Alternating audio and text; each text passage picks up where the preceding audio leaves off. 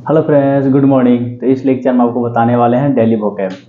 तो ये आपका इंग्लिश का डेली वोकैब चल रहा है। उसमें आपका ये जो सीरीज है डेली वोकैब का वो रेगुलर आपका चलता है, और ये जो 5 महीने का सीरीज है वो रेगुलर चलेगा भी। तो आप लोग इसको रेगुलर कंटिन्यूअस में देखें। तो फर्स्ट आपका वर्ड दिया गया है एकम्प्लिश। तो इसका सबसे पहले क्या जानो कि क्या है, वर्ब है, एडजेक्टिव है, फॉर्म वाइज देखें तो ये आपका एक वर्ब है, ठीक है, ध्यान रखना है। इसका हिंदी मीनिंग देखें तो एकम्प्लिश का मतलब होता है पूरा करना या प्राप्त करना, ठीक है। पूरा करना, पूरा करना, प्राप्त करना या प्राप्त करना, पूरा करना या प्राप्त करना, ओके। ये आपका वर्ब दिया गया है, और एकम्प्लिश का मतलब होता है पूरा करना या प्राप्त कर लेना, ठीक है। इसका सिनोनिम्स की बात करें तो सिनोनिम्स दिया गया है attain, succeed, triumph, realise. Realise मतलब क्या होता है, पूरा करना। अब देखो इसके एग्जाम्पल की ओर बढ़ते हैं। तो इसका एग्जाम्पल क्या कहता है, कहता है ना, कहता है no government can, no government, no government can, कहता है accomplish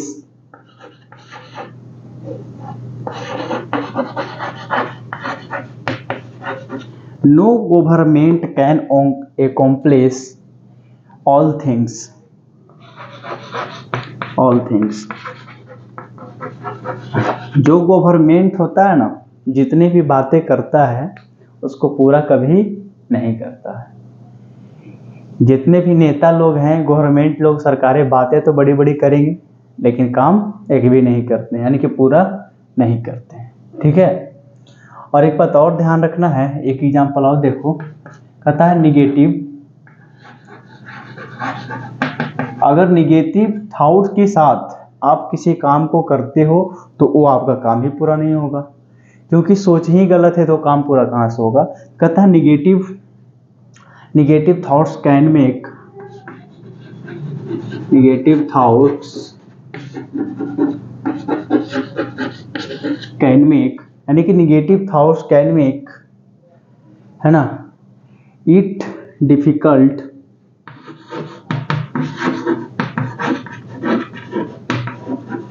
it difficult।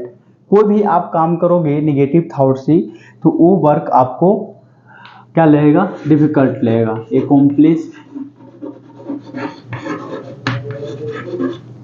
accomplish गोल, ठीक है। कहता negative thoughts can make it difficult to accomplish goals, ठीक है। ये जो गोल जो आप देखते हो, कोई भी गोल को अगर निगेटिव थॉट के साथ पूरा, अगर आप सोचते हो निगेटिव थॉट के साथ, उसको स्टार्ट करते हो, बनाते हो गोल को निगेटिव थॉट के साथ, तो आपको बहुत डिफिकल्टी लगती है ना, तो वो काम पूरा नहीं होगी। यही पॉजिटिव माइंड के साथ आप किसी गोल को बनाओ और उस पर एक्शन करो। गोल बनाना काम नहीं है, उस पर एक्शन करना है। अगर एक्शन आपका निगेटिव थॉट के साथ रहेगा तो काम आपका पूरा नहीं होगा और साथ में डिफिकल्ट भी लगेगा, ठीक है। तो ये आपका एग्जाम्पल, आपका एकम्प्लिश का वर्ब, और पूरा करना, प्राप्त करना, इसका हिंदी मीनिंग्स हो गया। ये आपका सिनोनिम्स है अटेन करना, सक्सीड, और आपका ट्रिम्फ और ये लाइट, ये सारा आपका दिया गया है। एंड सिनोनिम्स दिया गया है, ये क्या है, सिनोनिम्स लिख लो, ये है आपका सिनोनिम्स, ठीक है। तो ये आप नोट करो। तो फिर नेक्स्ट वर्ड की ओर बढ़ते हैं। देखिए नेक्स्ट वर्ड आपके सामने आ गया है, सेकेंड वर्ड एकॉर्ड। इसका अगर प्रोनाउंसिएशन करें तो क्या होगा, एकॉर्ड होता है। और इसका अगर वर्ब वाइज देखें तो ये होता है आपका नाउन। क्या होता है, नाउन। एकॉर्ड एक नाम है। एकॉर्ड जैसे कि एक निश्चित नाम बताते हैं, इससे आपके सिनोनिम से पता चलेगा। इसका मतलब होता है सहमति, सहमति, ठीक है। इसका मतलब होता है सहमति, ओके। यानी कि एकॉर्ड मतलब सहमति देना, ठीक है। इसका अगर सिनोनिम्स की बात करें तो ये आपका दिया गया है सिनोनिम्स, ठीक है। Agreement, harmony, concurrence, consonance, unison, कॉन्फॉर्मिटी और कॉनकॉर्ड, ये आपका क्या दिया गया है, सिनोनिम्स। एग्रीमेंट, अगर किसी चीज को आप क्या करते हो, एग्रीमेंट कराते हो, तो वो तो प्रॉपर कराते हो, वो आप ही का पर्सनल है, तो इसमें एक प्रॉपर नाउन का बोध होता है, ठीक है। इसीलिए एक एकॉर्ड जो है ये नाउन है, ठीक है। इसका एग्जाम्पल देखिए क्या कहता है, ये वर्ड मीनिंग आप रिमेंबर करोगे, अगर रेगुलर 5 वर्ड भी आप रिमेंबर करते हो तो आपके बहुत सारे रिमेंबर हो सकते हैं, लेकिन बात यह है कि रेगुलर करना पड़ेगा। The harmonious blending,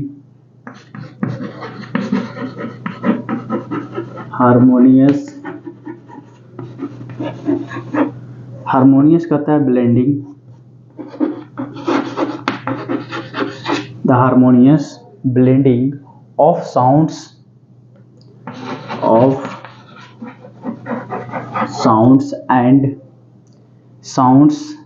and colours,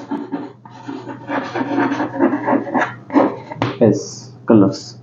ये देखो यहाँ पे आपका हार्मोनी दिखा है, इसी को हम हार्मोनियस भी बोलते हैं, ठीक है, उसी का the harmonious blending of sounds and colours, यानी कि किसी चीज को आप सहमति लेते हो, जैसे कि आप आ रहा है दुर्गा पूजा में अगर आपको मूर्ति बैठानी है और या तो आपको साउंड का निकालनी है, साउंड बजाना है, तो उसके लिए आपको परमिशन लेना पड़ता है, यानी कि आपको क्या करना पड़ेगा, अकॉर्ड करना पड़ेगा, एक तो एग्रीमेंट कराना पड़ेगा, या तो परमिशन लेना पड़ेगा, परमिशन भी बोल सकते हो, कॉनकॉर्ड भी बोल सकते हो, कॉन्फॉर्मिटी भी बोल सकते हो, कॉन्करेंस भी बोल सकते हो, ये आपको सहमति लेनी पड़ती है जा करके।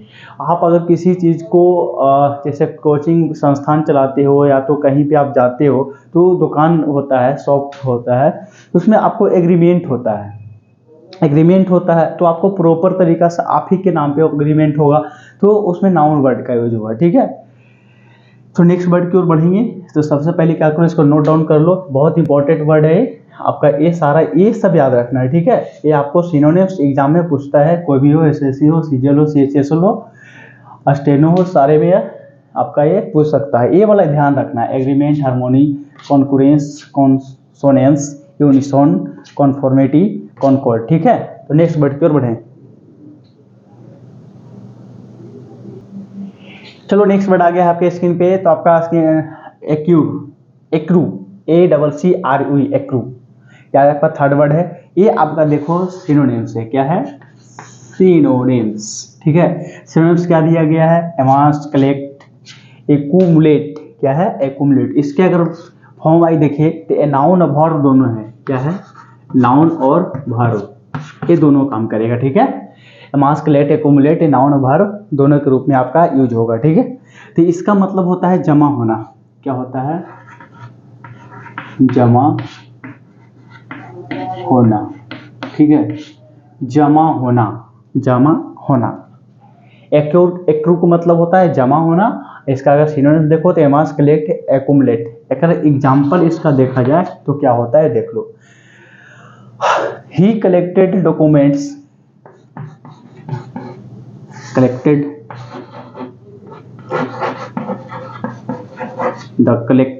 he collected करो ना, ठीक है, collected document,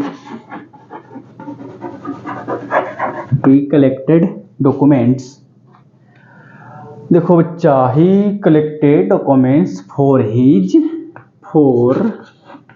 his memories,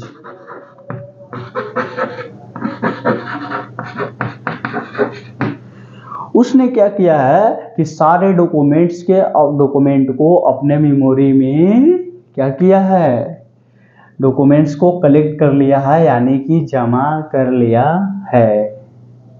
बहुत सारे ऐसे एग्जाम्पल है, बहुत ज्यादा एग्जाम्पल है, आप जितना एग्जाम्पल लिखो बहुत कम, ठीक है। तो इसको आप ध्यान रखना है कि एक्रू, इसको साउंड होता है प्रोनाउंसिएशन एक्रू, नाउन वर्ब जमा होना, यानी कि इसका हिंदी मीनिंग सिनोनिम्स याद रखेंगे एग्जाम्पल के साथ, बहुत सारे एग्जाम्पल्स हैं, आप सेंटेंस बना सकते हैं, ठीक है। तो बढ़ते हैं नेक्स्ट वर्ड की ओर, फॉरवर्ड आपका क्या कहता है, देखते हैं, इसको नोट डाउन करो। तो आपके सामने आ गया है फॉरवर्ड, एक्नॉलेज। इसका अगर फॉर्म वाइज बात करें तो ये आपका वर्ब दिया गया है। इसका हिंदी मीनिंग की बात करें तो ये होता है स्वीकार करना। ठीक है, ये होता है स्वीकार करना। इसका अगर देखो, ये जो आपका दिया गया है synonyms admit, allow, confess, concede, accept. ठीक है, इसका अगर एग्जांपल की बात करो तो they acknowledge that the decisions by the mistakes. उसके डिसीजन में क्या हुआ है कि अपने मिस्टेक को स्वीकार कर लिया है। The acknowledge that he was a fault, जो उसकी गलती थी उसको भी स्वीकार कर लिया है। ठीक है, यानी कि कोई सी भी गलती हो जाए, किसी भी चीज़ से हो जाए, क्या करना है, जो भी आप स्वीकार कर लो, है ना, उसी को हम एक्नॉलेज बोलते हैं, एडमिट बोलते हैं, अलाउ, कॉन्फेस, कंसीड और एक्सेप्ट। ठीक है, ये फॉर्म वाइज वर्ब है, ये आपका हिंदी मीनिंग स्वीकार करना होता है। इसको आप नोट कर सकते हैं। ओके, बढ़ते हैं नेक्स्ट वर्ड, लास्ट वर्ड की ओर। चलो, नेक्स्ट वर्ड आपका आ गया है स्क्रीन पे, एक्वाइंट। एक्वाइंट क्या होता है? एक्वाइंट आपका वर्ब है। एक्वाइंट क्या है? वर्ब। तो इसका मतलब क्या होता है? परिचय कराना। क्या होता है? परिचय कराना।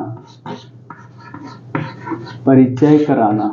ठीक है, इसका मतलब ये जानो, एक्वेंट वर्ब है फॉर्म वाइज देखे तो, और इसका हिंदी मीनिंग होता है परिचय कराना। ये सारा चीज दिया गया है सिनोनिम्स।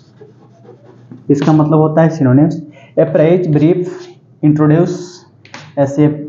इसको टीम लिखा हुआ है, ये आपका टी लिखा हुआ है, एक्विस्टम। ठीक है, और इसको बोलते हैं फैमिलियराइज, एलिटेन, ये सारा चीज दिया हुआ है। ये आपका क्या है? सिनोनिम्स है। इसको आप लिखेंगे और नोट करेंगे और रिमेंबर करेंगे। ठीक है, लेकिन एक बात और ध्यान रखना है यहाँ पे, ये जो आपका पार्ट दिया हुआ है, ये बातें देख लो। आपका ये जो दिया गया है, इसमें एक और कंडीशन है, ध्यान रखना है। अगर इसमें इक्विटेंस रहे,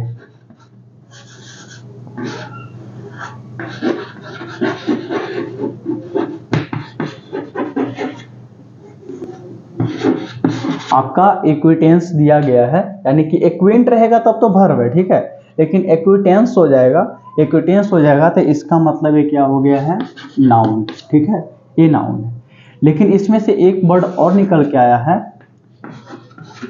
एक्वेंटेड। Acquainted,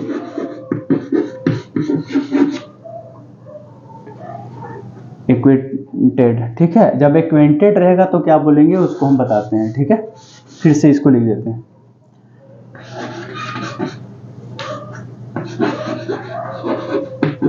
acquaintance. ठीक है, और आपका एक और होता है एक्वेंटेड। ये जब एक्वेंटेड लिखते हो तो ये आपका एडजेक्टिव के रूप में काम करेगा। ठीक है, सबका अलग अलग है। देखो, अगर एक्वेंट है तो वर्ब है, एक्वेंटेंस है तो ये नाउन है, आपका एक्वेंटेड है तो आपका ये एडजेक्टिव है। ठीक है, तो एक्वेंटेड, एक्वेंटेंस, ये बातें ध्यान में रखना है। इसको पहले हम नोट करो तो एग्जांपल देते हैं इसका।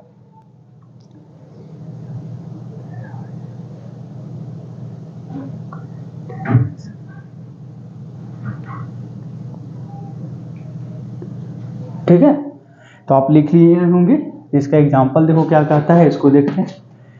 देखो, सबसे पहले नंबर आपको एक्वेंट, एक्वेंट दिया गया है, यानी कि ये वर्ब है और इसका हिंदी मीनिंग होता है परिचय। अगर एक्वेंटेंस दिया रहे तो नाउन है, अगर एक्वेंटेड है तो एडजेक्टिव है। इसका अगर सिनोनिम्स देखो तो अप्रीच दिया हुआ है, और ब्रीफ है, इंट्रोड्यूस है, एक्विस्टम है, और फैमिलियराइज।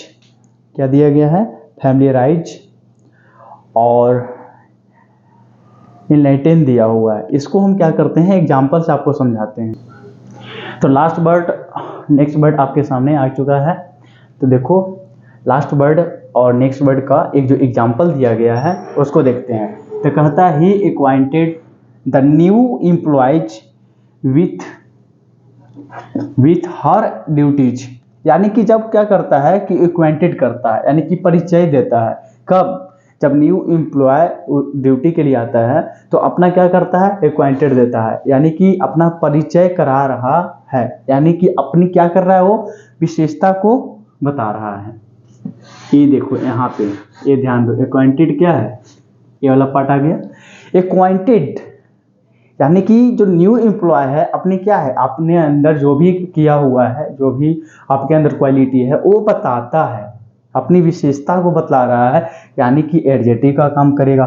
Please acquaint me with the facts of the case, यहाँ पे दिया गया है एक्वाइंट, यानी कि ये नाउन की बात कर रहा है। Please acquaint me with the facts of the case, है ना, ये केस के बारे में कोई बात कर रहा है, ठीक है। तो इस तरीका से आपका आज का लेक्चर होता है समाप्त। तो मिलते हैं नेक्स्ट लेक्चर में, ठीक है। आज के लिए इतना ही, थैंक यू, धन्यवाद। पढ़ते रहें, आगे बढ़ते रहें। अगर लेक्चर अच्छे लगे हो तो अपने दोस्तों के साथ शेयर भी कर सकते हैं। बाय बाय, मिलते हैं नेक्स्ट लेक्चर में।